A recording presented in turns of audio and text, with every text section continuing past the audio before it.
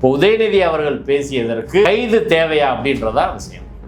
தாவேகாவோட மத்திய மாவட்ட மகளிரின் அமைப்பாளர் பைரவின்றவங்க புகார் கொடுத்துருக்குறாங்க. 196, 192, 352, 79, 296B, 351 to 61 of BNS act. Sir ஆமாம், அவர் பேசுனதுக்கு இத்தனை பிரிவுகள் போட வேண்டிய அவசியம் தேவையும் இல்லை. இதில் பாதிக்கு மேலான பிரிவுகள் தேவையற்ற பிரிவுகள்.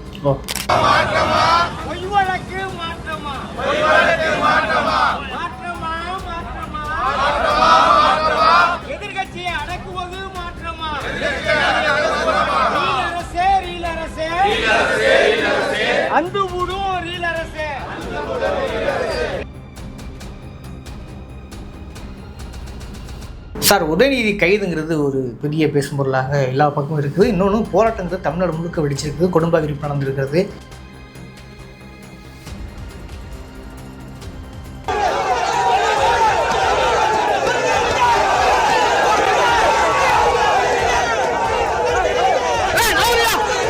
கைது எப்படி சார் பார்க்குறீங்க? அதாவது அரசியலில் பல்வேறு கருத்துக்கள், விமர்சனங்கள் எல்லாம் பேசப்படும். ஒரு அரசியல் சட்ட ஜனநாயகத்தில் ரொம்ப அடிப்படையாக நம்ம பார்க்க வேண்டியது என்ன அப்படின்னா, அரசியல் சட்டத்தில் உத்தரவாதம் செய்யப்பட்டுள்ள கருத்து சுதந்திரம் என்பது பாதுகாக்கப்பட வேண்டும் அப்படின்றதா ரொம்ப ரொம்ப முக்கியமானது. அந்த கருத்து சுதந்திரத்தை சிலர் தவறாக கூட பயன்படுத்தலாம். ஆனாலும் கூட கருத்து சுதந்திரம் என்பது ரொம்ப அவசியமானது, முக்கியமானது. ஏன்னா அந்த கருத்து சுதந்திரம் என்ற உரிமை என்பது எல்லா உரிமைகளுக்கும் தாய். நீங்கள் எந்த உரிமையை கேட்குறதுனாலும், காவிரி உரிமையை கேட்குறதுனால கருத்து சுதந்திரம் இருந்தால் தான் பண்ண முடியும். வேறு மத வழிபாட்டு உரிமையை கேட்குறதுனால கருத்து சுதந்திரம் இருந்தால் தான் கேட்க முடியும். தீண்டாமைக்கு எதிரான உரிமையை கேட்குறது, ஜாதி ஒழிக்கன்னு சொல்கிறது எல்லாமே கருத்து சுதந்திரம் இருந்தால் தான் பண்ண முடியும். இப்போ அரசியல் சட்டத்தில் எல்லா உரிமைகளின் தாய் அப்படின்னு எடுத்துக்கிட்டோம்னா கருத்து சுதந்திரம் தான். அந்த கருத்து சுதந்திரத்தை ஒடுக்கும் வகையில் ஒரு அரசு நடந்து கொள்வது கடுமையான கண்டனத்துக்குரியது. போலீஸை வச்சு நீங்கள் ஆட்சி நடத்த முடியாது. மக்கள் மனதில் நீங்கள் ஒரு நன்மதிப்பை ஏற்படுத்தி தான் ஆட்சி செய்யணும். போலீஸை வச்சு ஒடுக்குமுறை செய்வதன் மூலமாக இங்கே எந்த மாற்றத்தையும் கொண்டு வர முடியாது என்பதை தாவேக அரசு தெரிஞ்சுக்கணும். நான் சொல்ல வர்ற விஷயம், அடிப்படையில் உதயநிதி அவர்கள் அந்த காவிரி பிரச்சனை தொடர்பான ஆர்ப்பாட்டத்தில் பேசுனதை நான் பார்த்தேன். அதில் அவர் பேசுகிற போது கீழேருந்து திரிசான்னு கத்துறாங்க. கத்துனோடனே அதற்கு அவர் ஒரு எதிர்வினை ஆற்றுகிறார். அது கீழேருந்து திரிசான்னு கத்துனது தப்பு. பொது வாழ்க்கையில் இருக்க ஒரு விஜய், இப்போ அவரை நீங்கள் விமர்சனம் பண்ணலாம். கீழேருந்து இப்படி கத்துறது அப்படின்றது இந்த ஆணாதிக்க அழுக்கோட வெளிப்பாடு தான் திரிசான்ற பேரை சொல்கிறது.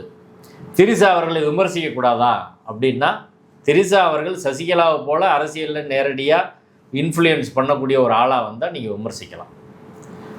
அரசியல் அதிகாரத்தில் தலையிடுவது அப்படின்னு வந்தால் விமர்சிக்கலாம். அதை தாண்டி பர்சனலான விஷயங்களை விமர்சிக்கிறது, தனிப்பட்ட முறையிலான விஷயங்களை விமர்சிக்கிறது தேவை கிடையாது. ஆனாலும் அந்த விமர்சனத்துக்கான ஒரு அடிப்படை எங்கே இருக்குது அப்படின்னா, விஜய் அவர்கள் மனைவி, சட்டப்பூர்வமான அதிகாரப்பூர்வமான மனைவி சங்கீதா அவர்கள் ஒரு விவகாரத்து மனு தாக்கல் செய்திருக்கிறார். செங்கல்பட்டு கோர்ட்டில் இருக்குது. அந்த கோர்ட்டில் அவங்க ஃபைல் பண்ண பெட்டிஷனில் அவங்க என்ன சொல்லியிருக்கிறாங்கன்னா, என் கணவர் சில நடிகைகளோடு தொடர்பு வச்சுக்கிட்டு எங்கள் குடும்பத்தை பராமரிக்காமல் எங்களை ஒதுக்கி வச்சு கொடுமைப்படுத்துகிறாரு, அதனால் எங்களுக்கு டைவர்ஸ் வேணும்னு அவங்க கொடுத்துருக்குறாங்க. சரியா? இப்போ அங்கே உங்கள் குடும்ப பிரச்சனை கோர்ட்டுக்கு கோர்ட்டில் அந்த விஷயம் நடிகைகளோடு இவர் இருக்கிறாரு அப்படின்னு உங்கள் மனைவி குற்றம் சாட்டும் போது தான் இது சமூகத்தில் பிரச்சனையாக மாறுது. அது ஒரு விவாதத்துக்கு வருது. சரிங்களா? அதை எப்படி சரி செய்யணும்? நீங்கள் உங்கள் மனைவியோடு சேர்ந்து வாழணும், அல்லது டைவர்ஸ் பண்ணிவிட்டு உங்களுக்கு யார் பிடிக்குதோ அவங்கள கல்யாணம் பண்ணி வாழணும், அல்லது என் சொந்த வாழ்க்கை இப்படியானது தான், இது என் சொந்த வாழ்க்கை, தனிப்பட்ட வாழ்க்கை அப்படின்னு வெளிப்படையாக அறிவிச்சுட்டு நீங்கள் இருக்கலாம். அப்படி இல்லாமல் பூடகமாக இருக்கிறது இருக்குல்ல, உங்கள் யாரோட உங்கள் ரிலேஷன்ஷிப், நீங்கள் பப்ளிக் லைஃப்க்கு வந்துட்டீங்க, எல்லாமே கொஸ்டினபிள் தான். இங்கே கலைஞரை வந்து 4 மனைவி கட்டினார்னு சொல்லி எத்தனை விமர்சனம் கலைஞர் மேலே வந்துருக்குது சொல்லுங்களா? பெரியார் ஆமாம் ஒரு லீகலாக 30 வயதுக்கு மேலான மணியம்மை திருமணம் பண்ணதுக்கு ஒரு கொள்கை ரீதியான திருமணம் அது. அதற்கு எவ்வளோ விமர்சனம் இன்னைக்கு வரையே வருது. இப்போ பொது வழிக்கு வர்ற போது இப்படி விமர்சனங்கள் வரத்தான் செய்யுது. அந்த விமர்சனத்துக்கான அடிப்படை விஜய் அவர்களுடைய மனைவி சங்கீதாவின் பெட்டிஷனில் இருக்குது. அதுலேருந்து அந்த விஷயங்கள் பூரா வருது. இப்போ நீங்கள் அதை சரி செய்யாமல் இப்படி வரக்கூடாது அப்படின்னு எதிர்பார்க்குறது சரி கிடையாது. 2வது விஷயம். 3வது விஷயம், உதயநிதி அவர்கள் பேசியதும் அதில் தேவையில்லாத ஒரு பேச்சு தான். ஆனால் தேவையில்லாத பேச்சுகள் இந்த சமூகத்திலே காலகாலமாக பேசப்பட்டு வருது. ஆபாசமான பேச்சுகள் காலகாலமாக பேசப்பட்டு வருது. பெண்கள் தொடர்பான விமர்சனங்கள் தேவையின்றி காலங்காலமாக பேசப்பட்டு வருது. அதை எப்படி கையாளணுன்றதான் ஒரு ஸ்டேட், ஒரு கவர்மெண்ட், ஒரு ஸ்டேட் அப்படின்றது எல்லாத்துக்கும் பொதுவான இருக்க வேண்டிய ஒரு ஸ்டேட். அது எல்லா மக்களுக்குமான பொதுவான ஒரு அமைப்பு.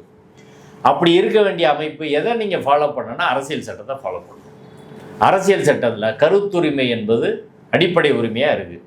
கருத்துரிமையை சில தவறாக பயன்படுத்துகிறாங்க அப்படின்றதுக்காக கருத்துரிமையை எடுத்துட முடியுமா? எடுத்துட முடியாது. அதனால் அரசாங்கம் எதுக்கு முக்கியத்துவம் கொடுக்கணும்னா, சில தவறான கருத்துக்கள் விமர்சனம் செய்தாலும் கருத்துரிமையை நாம் ஆதரிக்கணும், கருத்துரிமைக்கான ஸ்பேஸ் கொடுக்கணும் அப்படின்றதான். இப்போ உதயநிதி அவர்கள் பேசியதற்கு கைது தேவையா அப்படின்றதா விஷயம். அவர் பேசியிருக்கிறாரு. அதுக்கு ஒரு தாவேகாவோட மத்திய மாவட்ட மகளிரின் அமைப்பாளர் பைரவின்றவங்க புகார் கொடுத்துருக்குறாங்க. அந்த புகாரின் பேரில் 196, 192, 352, 79, 296B, 351 to 61 of BNS act. சரியா சார்? ஆமாம், அதாவது ஐபிசி அஃபென்ஸு, இன்றைக்கி BNS இத்தனை offence. Section 4 of woman harassment act, பெண்களை இழிவுபடுத்தலை தடுக்கிற சட்டம். அப்படி இத்தனை பிரிவுகளில் வழக்கு போட்டிருக்கிறாங்க. Section 67 of IT act, information technology ஆக்ட்லையும் போட்டிருக்கிறாங்க. இப்போ அவர் பேசுனதுக்கு இத்தனை பிரிவுகள் போட வேண்டிய அவசியம் தேவையும் இல்லை. இதில் பாதிக்கு மேலான பிரிவுகள் தேவையற்ற பிரிவுகள். இதில் அவங்க போட்டிருக்கிறதுல செக்ஷன் 79 அப்படின்றது பெண்களை இழிவுபடுத்துறது அப்படின்னா அது பெயிலபிள் அஃபென்ஸ். நீங்கள் அதுக்கு அரெஸ்டே பண்ண வேண்டியதில்லை. நீங்கள் போனாலும் மேஜிஸ்ட்ரேட் பெயில் கொடுப்பாங்க. அதுபோல் 296B அப்படின்றது பெயிலபிள் அஃபென்ஸு. அதுவும் 3 months வரை தான் பனிஷ்மெண்ட் கொடுக்கக்கூடிய ஒரு அஃபென்ஸு. இதே போல் பெண்களை இழிவாக பேசுகிறது அப்படின்றதுக்கு இவங்க போட்டிருக்காங்களே செக்ஷன்ஸு, அந்த செக்ஷன்ஸ் எல்லாமே 3 yearsக்குள்ளே பனிஷ்மெண்ட் உள்ளது. செக்ஷன் 67 ஐடி ஆக்ட் அது உதயநிதி அவர்கள் மீது வராது. அதை யார் ஒளிபரப்புனாங்களோ அவங்க மேலே தான் வரும். மற்ற டிவி எல்லாம் ஒளிபரப்பு இருக்காங்கல்ல, அவங்க மேலே தான் செக்ஷன் 67, தந்தி டிவி மற்ற எல்லா டிவிலையும் 67 ஐடி ஆக்ட் அவங்க மேலே போடணும். ஆனால் இதை தாண்டி ஒரு ஆபாசமாக பேசினார்னு கூட நீங்கள் வச்சுக்கோங்க, அதற்கான சட்ட பிரிவுகள் என்பது இதில் ஒரு 2 பிரிவு தான் அவர் மேலே பொருந்தும். இன்னொரு பிரிவு ஊடகங்களுக்கு பொருந்தும். அடுத்து section 4 of woman harassment act, அதுவும் மேக்சிமம் பனிஷ்மெண்ட்டு 5 மாதம், 5 நாள் கொடுக்கலாம், 5 வருஷம் கொடுக்கலாம், இவ்வளோதான். இப்போ இந்த 3 பிரிவுகளை தவிர section 79, 4 of woman harassment act, 296 ஆபாசமாக ஏதாவது பாடுறது, சாங் இது பண்ணுறது, அது மாதிரியான விஷயம், அவ்வளோதான். இதை தாண்டி போடப்பட்ட பிரிவுகள் இருக்குல்ல, செக்ஷன் 351 சப்கிளாஸ் 2, 352, 196, 192 இது எல்லாமே இது குற்ற சதி அப்படின்னு போட்டிருக்காங்க. இதில் என்ன சதி இருக்குது சொல்லுங்கள். மேடையில் பேசும்போது அங்கேருந்து ஒரு குரல் வருது, அதுக்கு ஸ்பான்டேனியஸாக ஒரு ரியாக்ட் பண்ணுறாரு. அவர் எழுதி வச்ச ஸ்பீச்சில் அது கிடையாது, ஸ்பான்டேனியஸாக ஒன்று சொல்கிறாரு. இது எங்கே சதி திட்டம் தீட்டினாங்க? இது எப்படி நிரூபிக்க முடியும்னு சொல்லுங்கள். அடுத்து 196, 192 இரு பிரிவினருக்கிடையே மோதலை உண்டு பண்ணுறது, மொழி, இனம், சாதி அடிப்படையில் இரு பிரிவினருக்கிடையே மோதலை உண்டு பண்ணால் அதுதான் 192, 196 எல்லாம். பழைய ஐபிஎஸ்சியில் 153, 153 சொல்லுவாங்க. இரு பிரிவுகளுக்கிடையே மோதலை உண்டாக்குறது. அது கூட நீங்கள் போலீஸ் நேரடியாக சில வழக்குகள் எடுக்க முடியாது, சம்மந்தப்பட்டவர் கம்ப்ளைண்ட் கொடுக்காம சில வழக்குகள் எடுக்க முடியாது. அப்படியான பிரிவுகள் வரக்கூடியதான் 196, 192. இதில் இரு பிரிவு எங்கே வந்துச்சு அவர் பேசுனதில்? எந்த இரு பிரிவுகள், எந்த ஜாதி, எந்த மதம், எந்த மொழி, இனம், 2 குரூப்புகளில் சண்டை அவர் தூண்டிட்டாரு. இது எப்படி வருன்றதா எனக்கு தெரியலை. அதே போல் செக்ஷன் 61 குற்ற சதி. என்ன குற்ற சதி இதில் வந்து நடந்துச்சு? ஒன்றும் கிடையாது. 351 குற்ற மிரட்டல். இதில் என்ன கொலை மிரட்டல் பண்ணாங்க? அப்போ இதில் போட்டு இருக்கக்கூடிய செக்ஷனில் 196, 192, 352, 351 இது எதுவுமே பொருந்தக்கூடியது ஒன்றும் கிடையாது. 67 ஐடி ஆக்ட் அவருக்கு வராது. அவர் மேலே உள்ள அஃபென்ஸ் வந்து 3 மாதத்துலேருந்து 5 வருடங்கள் வரை தண்டனை கொடுக்கக்கூடிய பெரும்பாலும் பெயிலபிள் அஃபென்ஸ் உள்ளடக்கிய எஃப்ஐஆர் தான் அதில் வந்து போட்டுக்கிறாங்க. அந்த எஃப்ஐஆரை கூட நான் வாசிக்கிறேன், அந்த கம்ப்ளைண்ட்டு எஃப்ஐஆரை கூட வாசிக்கிறேன். அதில் கூட சீரியஸான விஷயங்கள் ஒன்றும் கிடையாது. அவங்க வந்து புகார் கொடுத்தவங்க பைரவி, கணவர் பெயர் சங்கர்ராமன், தஞ்சாவூர் கிழக்கு காவல் நிலையத்தில் கம்ப்ளைண்ட் கொடுத்துருக்குறாங்க. அவங்க என்ன சொல்கிறாங்கன்னா, நான் தமிழக வெற்றி கழகத்தில் தஞ்சாவூர் மத்திய மாவட்ட மகளிர் அணி அமைப்பாளராக பொறுப்பு வைத்து வருகிறேன். என் கணவர் சங்கர்ராமன் தாவேகா கலை இலக்கிய பிரிவில் பொறுப்பில் உள்ளார். விஜய் அவர்கள் வந்த பிறகு சிங்கப்பெண் அதிரடிப்படை வச்சு பெண்கள் மத்தியில் அவருக்கு ரொம்ப வந்து பெண்கள் ஆதரவு ரொம்ப இருக்குது. பெண்களின் அமோக ஆதரவு கொண்ட தாவேகா கட்சியின் ஆட்சி தற்போது நல்ல முறையில் நடைபெற்று வருகிறது. ஒரு கிரிமினல் கம்ப்ளைண்ட்டுக்கு தேவையா? அவங்க கட்சி அறிக்கை மாதிரி தானே இருக்குது. ரெண்டாவது, அப்படிப்பட்ட சூழ்நிலையில் 3/8/2026 தஞ்சாவூர் நகரில் திமுக சார்பில் நடைபெற்ற கண்டன ஆர்ப்பாட்டத்தில் உதயநிதி ஸ்டாலின் அவர்கள் வந்து முதலமைச்சர் அவர்களை பற்றி கேவலமாகவும் அநாகரிகமாகவும் வாய் கூசுகின்ற வகையில் ஆபாசமான வார்த்தைகளை சொல்லி பேசினார் அப்படின்னு இருக்காங்க.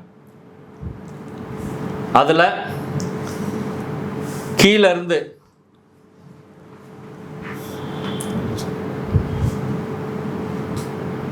மேற்படி கண்டன ஆர்ப்பாட்டத்தில் உதயநிதி ஸ்டாலின் அவர்கள் பேசுகிற போது மொத்தம் 42 டிஎம்சி தண்ணீர் நமக்கு வந்திருக்கணும், ஆனால் இன்றைக்கி ஒரு செட்டு தண்ணி கூட வரல, ஆனால் இதை பற்றி முதலமைச்சர் வாய் திறக்க மாட்டார் அப்படின்னு சொல்லுகிற போது அவருக்குரிய ஒரே கவலை என்ன அப்படின்னு அவர் கேட்குறார். அப்படி கேட்குற போது கூட்டத்தில் இருந்தவரிடமிருந்து திரிசா என்ற சத்தம் வரவே திமுக என்ன பொய் வழக்கு போடலாம், பொய் கேஸ் போடலாம் என்று அவர் பேசிய போது மீண்டும் திரிசா என்ற சத்தம் கூடியிருந்தவர்களிடம் அதிகரிக்கவே அந்த சத்தமிட்டவர்களை நோக்கி அவர்களுக்கு பதிலளிக்கும் விதமாக எங்கே தண்ணி வருதோ இல்லையோ அங்கே தண்ணி வரணும் என்று ஆபாசமான அர்த்தத்தோடு கூறும்போது கூட்டத்திலேருந்து ஆரவாரத்தோடு சத்தம் போட்டாங்க இப்படின்னு வந்து அவங்க சொல்லியிருக்கிறாங்க.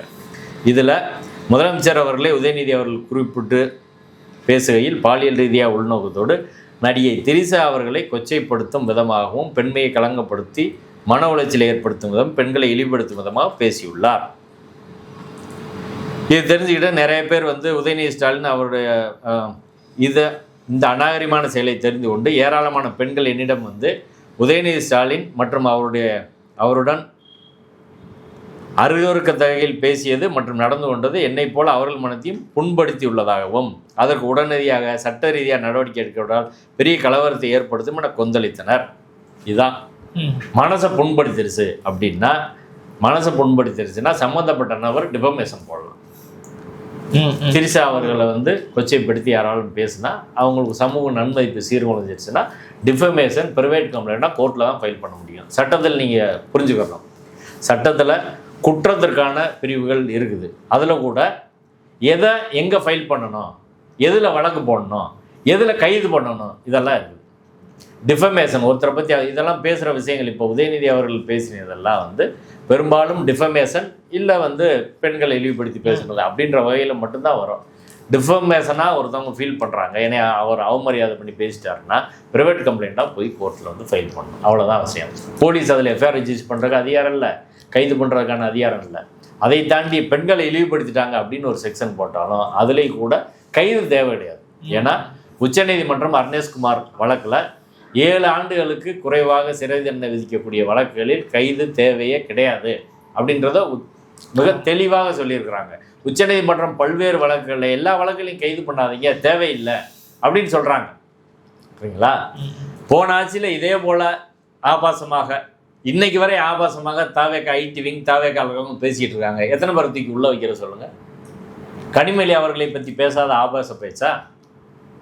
கரூர் எம்பி ஜோதிமணியை வச்சு பேசாத ஆபாச பேச்சா? கலைஞர் குடும்பத்தை பேசலையா? ஜெயலலிதா அவர்களை பேசவில்லையா? எல்லாரையும் பற்றி இப்படி தான் பேசுகிறாங்க.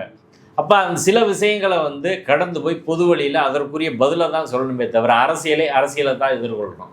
அப்படி காவல்துறையை வச்சு ஒடுக்குவது அப்படின்றது தான் இது ஒரு சர்வாதிகார பாசிச மனநிலை உள்ளது தான். யாரை பண்ணாலும் எப்போ வேணாலும் எதுக்குனாலும் கைது பண்ணுவாங்க. அப்படின்னா என்ன பிரச்சனை வரும்னா, சமூகத்தில் சரியாக பேசுகிறவங்க கூட பேச பயந்துருவாங்க. எது பேசுனா அரெஸ்ட் பண்ணிடுவாங்களோ அப்படின்னு. இதுதான் நான் இன்னைக்கு பேச வேண்டிய மையமான புள்ளின்னு பார்க்குறேன். இந்த கைதில் உள்ள மிகப்பெரிய பிரச்சனை என்னென்னா, கைது சில பேர் பேசுனது தவறாக இருக்கலாம், சில பேர் சரியாக பேசலாம். ரெண்டுக்குமே இவங்க கைது பண்ணுறாங்க. ஆட்சியாளர்கள் பிடிக்கவில்லைன்றதா கைது பண்ணுறாங்க. இந்த பேச்சு விஜய்க்கு பிடிக்காது, அதனால் ஒரு எஃப்ஐஆர் போட்டு கைது பண்ணுறது. இந்த பேச்சு வந்து திரிசாவுக்கு பிடிக்காது, அதனால் ஒரு எஃப்ஐஆர் போட்டு கைது பண்ணுறது. தாவேக அரசில் வந்து ஆதவுக்கு இது பிடிக்காது, அதனால் ஒரு எஃப்ஐஆர் போட்டு கைது பண்ணுறது அப்படின்னு சொன்னால் அது சரியா? இதே விஜய் அவர்கள் என்ன டேஸுக்குன்னு அவர் பேசினாரா இல்லையா? பேசினாரா? அது என்ன டேஸ்னால் என்ன அர்த்தம்? அதுக்கு எஃப்ஐஆர் போட்டு கைது பண்ணுறதா? கோர்ட்டில் 4 கேஸ் போட்டு அவர் கைது பண்ணுங்க அப்படின்னு சொன்னால் ஏற்றுக்குருவாங்களா? கவர்மெண்ட் என்ன வாதம் பண்ணுவாங்க? இதுக்கெல்லாம் கைது தேவை கிடையாது அப்படி ஒன்றும் அவர் பேசலை அப்படி தானே சொல்லுவீங்க. இன்றைக்கி தாவேகா தரப்புலேருந்து இன்றைக்கி மற்றவங்க பேசுகிற ஐடிவிங்லேருந்து பல பேர் பேசுகிறத பாருங்கள். அதை விட ஆபாசமாக உலகத்தில் யாரும் பேச முடியாது, அந்த அளவுக்கு அது இருக்குது. இதையெல்லாம் சமூகம் கடந்து தான் போய்கிட்டு இருக்குது, சரிங்களா? இப்போ பெண்ணுடலை வைத்து காலங்காலமாக பேசுகிறன்றது இருந்துக்கிட்டே தான் இருக்குது. அது சமூகத்தோட நோய். அதை எதிர்த்து வந்து எல்லாரும் பேசி சமூகத்தோட கண்ணோட்டத்தை மாற்றுறதா அதுக்கான தீர்வை தவிர, நீங்கள் கைது பண்ணுறது அப்படின்னு ஆரம்பித்தா எல்லாரையும் பிடிச்சி உள்ளதாக அடைக்கணும். தாவேகால இதுபோல் பேசியவர்களை எத்தனை பேரை இந்த அரசாங்கம் கைது பண்ணியிருக்கு? பெண்களுக்கு எதிராக விஜய் அவர்கள் சிங்கப்பெண் அதிரடி படையை வச்சு பெண்களுக்கு எதிராக பேசுகிறவங்க அத்தனை பேர் மேலே நடவடிக்கை எடுக்கிறாரு அப்படின்னு சொல்லும்போது, இன்றைக்கி நான் 100 தான் எடுத்து காட்டுறேன். உதயநிதி அவர்கள் பேசியதுக்கு பிறகு தாவேகாவிலேருந்து துர்கா ஸ்டாலின் அவர்கள் குறித்து என்ன பேசியிருக்கிறாங்க, உதயநிதியோட துணைவியார் குறித்து என்ன பேசியிருக்கிறாங்க, அவ்வளவும் ஆபாசமாக இருக்குது. காதில் கேட்க முடியாது, படிக்க முடியாது, அந்தளவுக்கு ஆபாசமாக இருக்குது. அவங்களெல்லாம் கைது பண்ணுங்க, பண்ணிடுவீங்களா?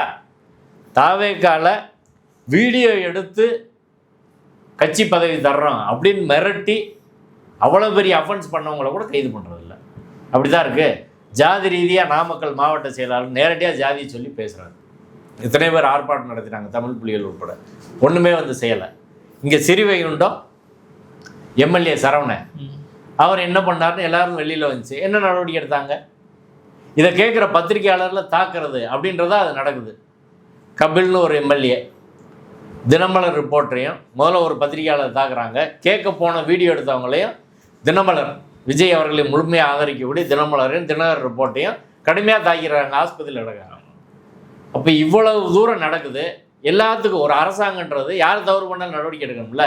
செலக்டிவாக தங்களுக்கு அரசியல் ரீதியாக பிடிக்காதவங்க, சினிஃபீல்டில் இருந்தபோது நம்மளுக்குள்ள முரண்பாடு, இதையெல்லாம் தீர்க்கிறதுக்கு நீங்கள் போலீஸை பயன்படுத்துனீங்கன்னா வரலாற்றில் அது மீண்டும் திரும்பும். இதே திமுக ஆட்சியில் ஆக்டிவிஸ்ட் எல்லாம் நிறைய பேரை கைது பண்ணாங்க. அப்போ எல்லாம் திமுக பேசாமல் தான் இருந்துச்சு. இன்றைக்கி அவங்களுக்கு அது வந்து திரும்புது. இன்றைக்கி அவங்களுக்கு அது உரைக்கும். இன்னும் சில வருடங்களுக்கு அடுத்து விஜய்க்கு திரும்ப, விஜய் கட்சிக்காரங்களுக்கு இது திரும்புகிற போது தான் அவங்களுக்கு அது வந்து தெரியும். அதனால் அடிப்படையில் நம்ம புரிந்து கொள்ள வேண்டியது என்னென்னா, அரசியலில் நாகரிகமாக விமர்சிக்க வேண்டும் அப்படின்றது வந்து எல்லாருக்கும் பொதுவான ஒரு விஷயம். ஆனால் நாகரிகமாக பேசவில்லை என்பதற்காக கருத்து சுதந்திரத்தை நீங்கள் முடக்க ஆரம்பித்தால் அதற்கு ஒரு எண்டே இருக்காது. அது அரசியல் சட்டத்தின் ஆட்சிக்கான முடிவு. அதை காவல்துறையை வச்சு தாவேக அரசு வந்ததுலேருந்து பண்ணிகிட்டு இருக்கிறாங்க.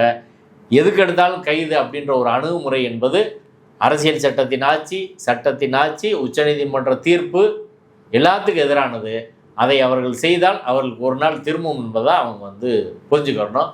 அதே போல் இந்த கைதுக்கு எதிராக திமுகவினர் தீவிரமாக போராடணும்.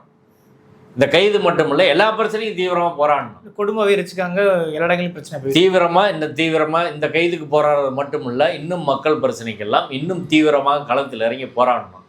அப்படி போராடினா தான் தமிழ்நாட்டின் உரிமைகள் என்பது காக்கப்படும். உங்கள் கட்சி தலைவருக்கு பிரச்சனைக்கு மட்டும் இல்லை.